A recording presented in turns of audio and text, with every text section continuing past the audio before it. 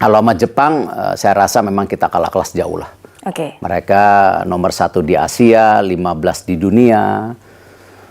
Tapi waktu itu memang situasinya saya lihat setelah kalah sama Jepang itu perlu ada dobrakan yang diambil, kalau tidak saya takutnya ya, kembali dari pengalaman saya memegang beberapa kejuaraan di olahraga atau klub dan lain-lain, takutnya dimotivasi. Memangnya situasinya saat itu seperti apa, Pak? Iya, kalau kita lihat kan bagaimana pemain-pemain itu kan kelihatan mukanya mereka down.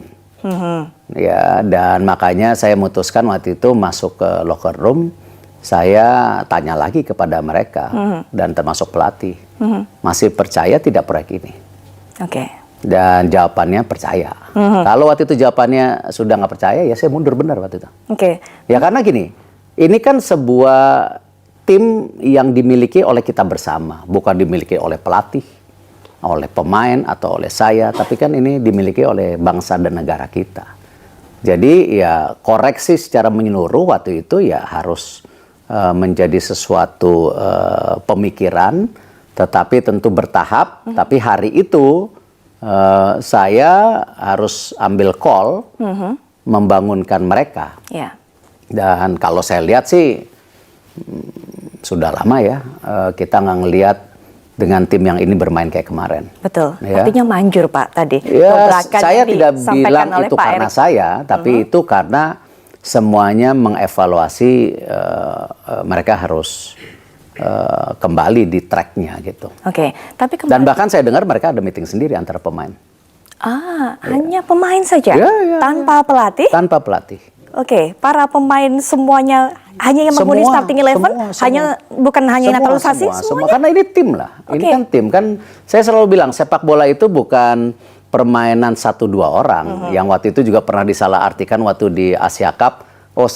Seakan-akan saya menuju satu individu. Tidak, saya cuma mengingatkan sepak bola itu bukan permainan 1-2 individu. Tetapi tim harus terpadu, fokus dengan formasi taktikal yang sudah diberikan, dan mereka tinggal improvisasi di situasi lapangannya gitu. Menarik ini, Pak, kalau tadi Pak Erik katakan para pemain punya inisiatif buat kumpul sendiri, mungkin menyemangati satu sama lain. Ini motornya siapa inisiatifnya? Sang kapten? J.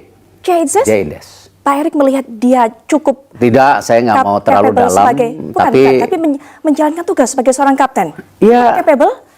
Iya, J ini saya rasa nggak hanya di Indonesia ya, di banyak negara Asia kalau mereka mendapatkan pemain J Indes itu anugerah.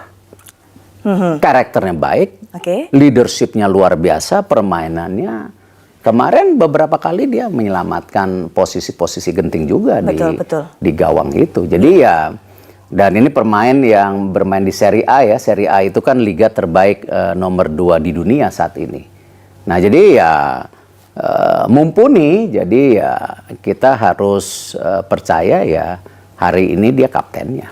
Betul sekali. Jaises juga salah satu pemain yang bisa dipercaya, sangat kompak menjaga barisan pertahanan, chemistry-nya cukup nyambung dengan para pemain lain. Ya, dengan supporter dia juga berani bicara, komunikasi dengan semua pemain, pelatih, termasuk kepada saya baik. Jadi ya faktor yang penting buat tim ini gitu.